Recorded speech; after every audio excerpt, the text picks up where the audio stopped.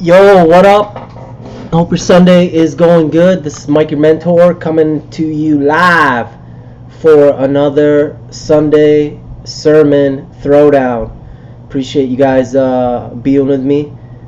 Show me some love. Let's get some engagement. Smash that like button. Smash that share button.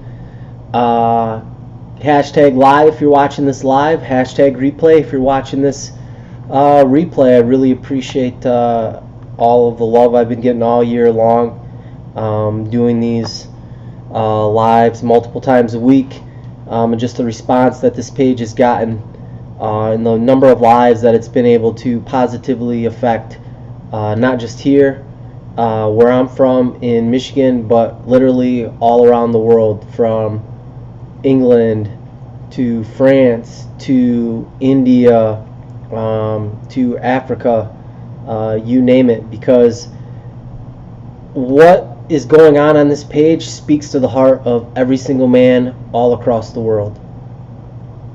This isn't a bunch of woo-woo, think, manifest it, and it will happen type stuff. No, this is at the core of who we are as human beings, who we are as men, and the higher calling that we have on our lives as husbands, as fathers, as friends, as leaders in the community. And there's no person, no man on the face of this earth who wants to grow up and be a bad father, who wants to grow up and be a bad husband, who wants to grow up and be a bad friend. No one wants that, right? But we've gotten so lost on what that looks like, and especially in Western society, there really is no modern training for men on what that looks like in your journey to discover true masculinity and true manhood and what that looks like. You can hurt a lot of people, you can burn a lot of bridges, you can destroy a lot of relationships, and that's exactly what I did on my own journey. You know, some of us are fortunate enough to have fathers in our house who set a good example, but that's becoming fewer and far in between in the day and age that we live in. And so we have to go outside of the home to try to figure that out, and the examples that society lifts up and portrays aren't always the best examples. And I think men are just sick of the BS, right? We just want the truth, like shoot us straight, and we can decide and we can go from there. And the only way that you discover these types of things are by coincidence, right? Like in my story and me coming across these things, and in this group of guys that I learn these things alongside of, and two, really knowing there's something missing and going out there and seeking it for yourself, because this stuff isn't talked about in school. It's not talked a lot about in church. It's not talked a lot about in society. And we wonder why men struggle. We wonder why men leave their homes, leave their wives, leave their children. And it's sad. And, you know, this is my attempt to do something about that. At the end of the day, I can only hold myself accountable, and this, me coming on here and saying this and sharing this stuff with you guys, not only serves as a reminder for my own self, but helps with my accountability too, in my own home and in my relationships. Yeah, so welcome. If you're new to this page, this is basically just a culmination of all the life experiences that I've had on my 38 years on this earth. And I've lived a lot of life, more than a lot of people live their entire life. And that's afforded me a certain amount of wisdom. And there's two ways to learn things in this world. You can learn things on your own. Sometimes you crash and burn. Sometimes you come through on the other side.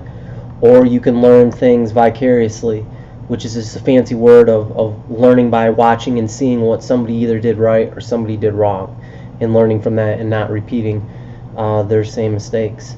And I've been fortunate enough to to learn a lot like that myself, but a lot of the things that I really need to learn, unfortunately, I crashed and burned in a lot of areas of my life, and I hurt a lot of people along the way. So if I can save you that same type of hurt and anguish, then so be it.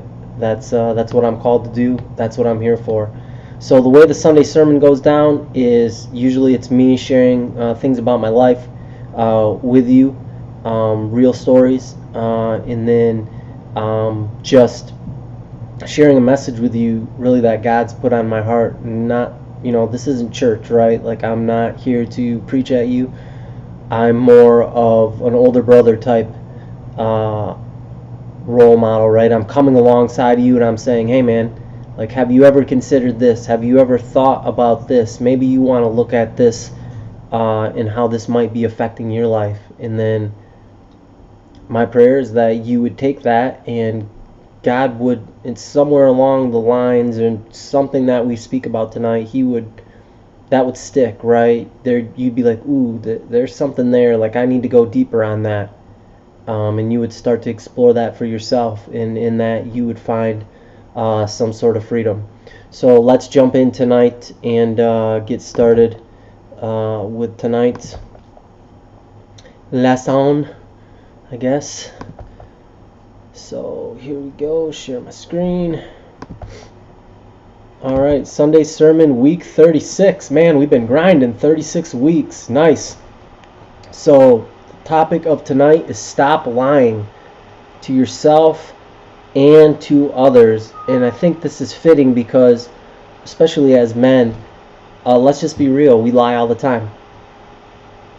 And I'm not talking about lying out of convenience.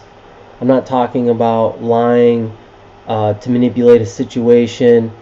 Mostly I'm talking about lying because we're afraid, or because we're scared of how we actually feel and what we actually think, and sharing that with people, right? Sometimes we're scared of what they might think. Well, what's going to happen if I really tell this person how I feel or what I'm thinking?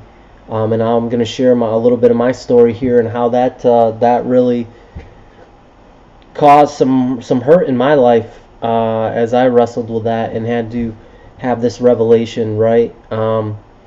And the lying causes us to wear masks. We put on these masks at work, we put on these masks at church, we put on these masks out with the fellas, right?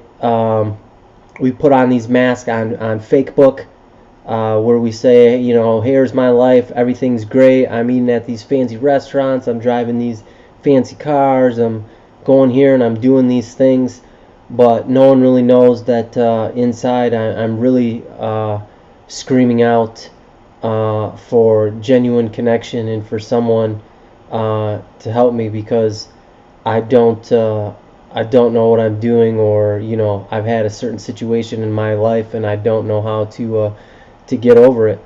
And as men, as a result, we say things like, oh, it doesn't matter, or it's no big deal, those types of things, when in reality it is a big deal, and it does matter. But we've been so conditioned by society as men to just push those feelings down and ignore those, that really, while we think we're doing something good and maybe something noble, I would argue that it's caused a lot more hurt in the long run and overall than it has good. Now, don't get me wrong, there's a time for you to honor what comes into your mind, or how you feel, and hold that for the appropriate time, because the right word at the wrong time brings the wrong result, but the right word at the right time brings about the right result, and you've got to have wisdom and discernment to be able to steward that, right? And I think about situations that I run into, right? You could, man, I'm saying right a lot, you could have an experience one day where someone cuts you off on the road, and it's a major cutoff, and you've got a choice, right? You can start laying on the horn, you can roll down the window, whip them the bird, cuss them out with every 4-letter, 5-letter word in the human alphabet, and they may just drive away. Or it may be a situation like when we lived in Chicago, and I was taking my son to school, and I was in the left-hand turn lane, and it was red, and then there was 2 cars that were perpendicular to us in the other lane, and they were making a left on our street. And the one car in front of us didn't move. It was this little red Dodge Neon, and behind it was this really fancy car. I don't remember if it was like a BMW or a Mercedes, but the guy in the Neon didn't go, and the guy behind him in the BMW or the Mercedes just slammed on his horn, was whipping this guy the bird, was screaming out the window.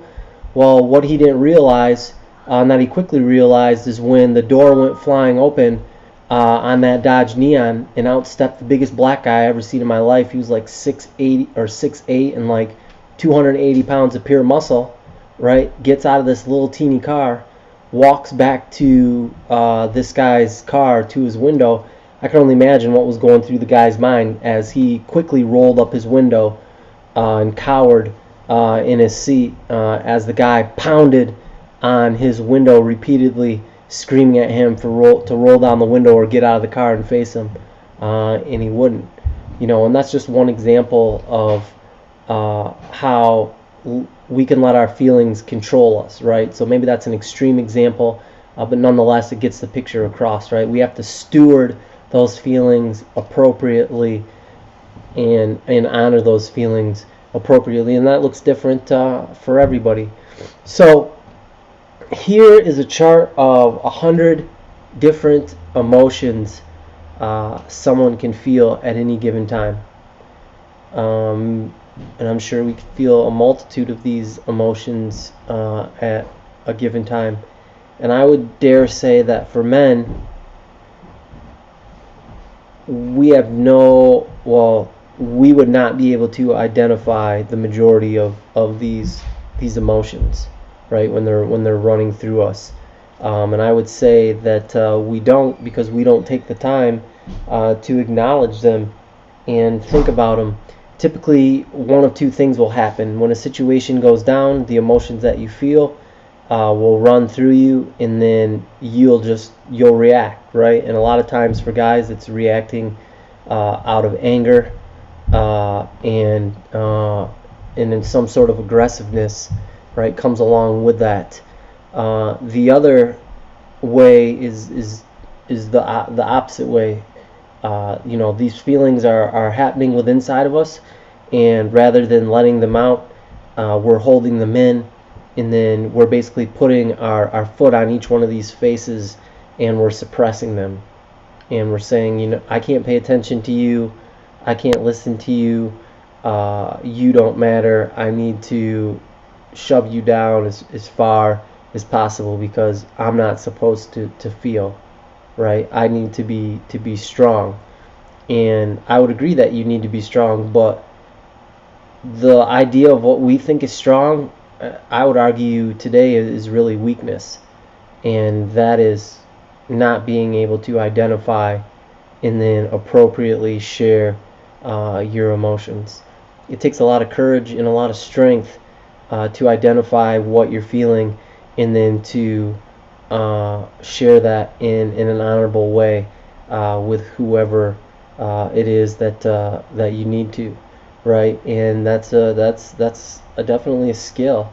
And women are by far more intuitive and in tune with this than we are as men. And there's a lot that we could learn from them in this effort and save ourselves a lot of hurt and a lot of pain.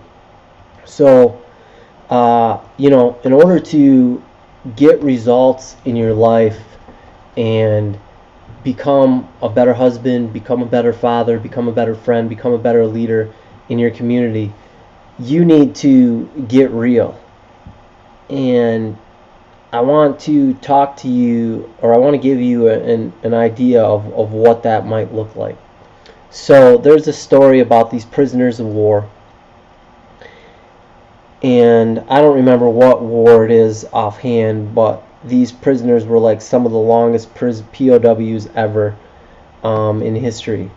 Many of them died, but the small contingent that survived, when they got out of the POW camp, I don't remember if they interviewed them or this was part of like a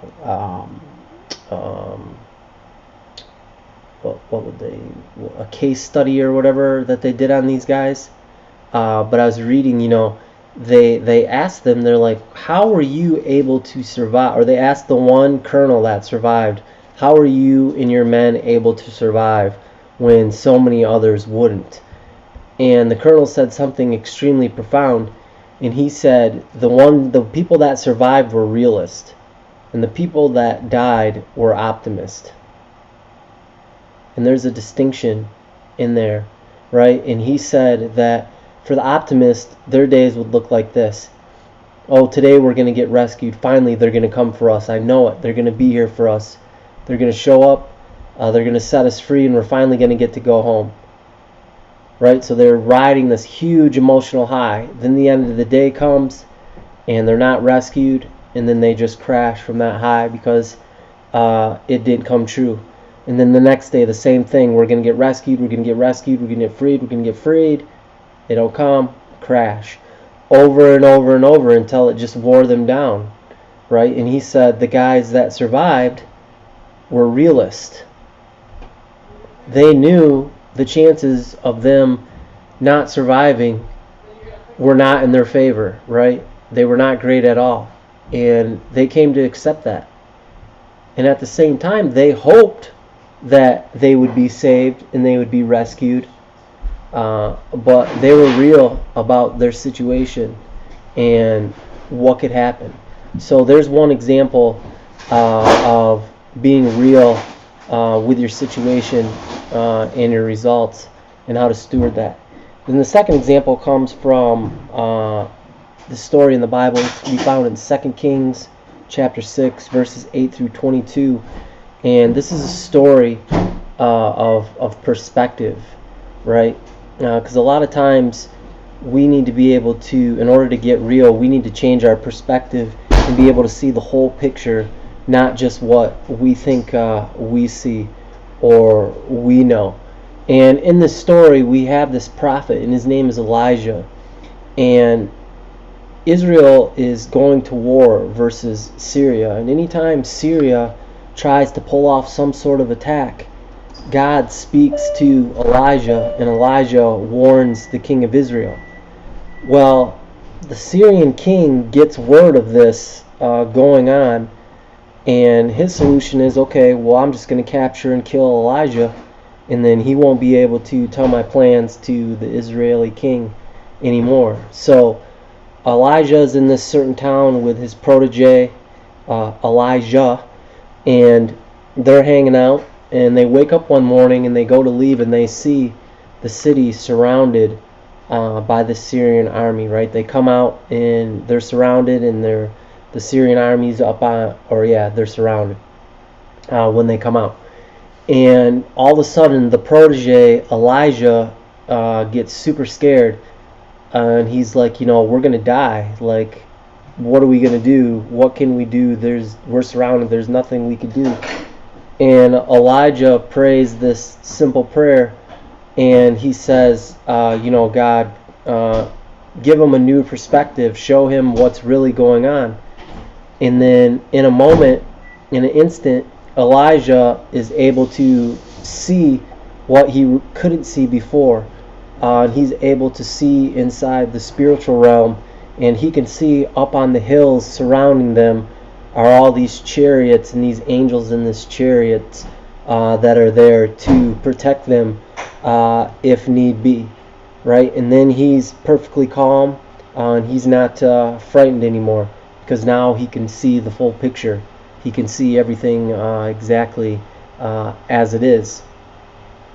So the next example I want to give to you, or the final example, is from my own life, and it's me dealing with the fear of rejection that was planted in me so long ago. With my dad leaving me as a kid in our family, huge issue of abandonment, huge issue of rejection, because I was like, okay, well, if, whether it was true or not, right, we make these things up in our head to be true. And I had this fear that, I wasn't good enough for my dad, so if I wasn't good enough for him, who could I be good enough for? And that was what was happening that was the underlying root. But the way that manifested itself in my life was through control. And I didn't realize this until, I don't know, there was a situation that drove me to just go to church on a Wednesday night one time. And at the church, I was going to go there, and I was going to go to this class. I don't even remember what the class was going to be on. It was on something maybe about hearing from God, something like that. And so I go to the church, I go to the room I think the class is in, and I sit down. And there's all these other people in this room, and this lady gets up, and she starts talking about fear. And immediately I realize I'm not in the right classroom, but something tells me I need to be there, right? So I sit and I listen to this lady talk about the fear that she had in her life, and how that manifested in her life, and what she needed to do about it once God pointed that out for her. And at the end of her story, she asked us just to close our eyes and ask God if there was something that we needed to deal with, or if there was any fear in our life. So I closed my eyes and I asked God. I said, God, is there any fear in my life? And He said, yes. And I said, okay, well, what fear of what? And He said, fear of rejection. And I said, okay, and what does that look like, or how is that showing up in my life? And He said, you're a control freak. And I laughed, and I was like, control freak? What are you talking about? I'm like the most laid back person I know. How can I be a control freak? And He goes, you're not a control freak in the fact that people need to do exactly what you say. He said, you're a control freak in that you try to control every relationship you're in. And I'm like, what do you mean? And he's like, I'll show you. And He showed me.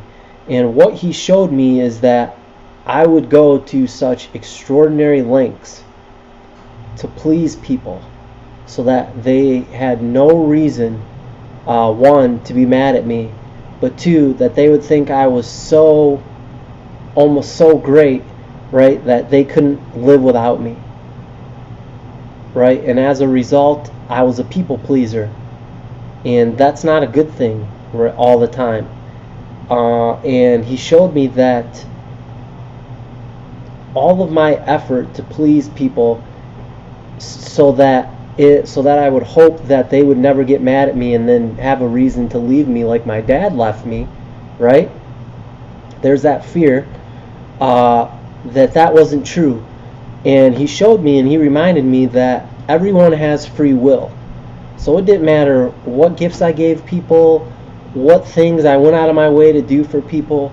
If they wanted to up and leave and not be a part of my life, then that was their choice. And I can't tell you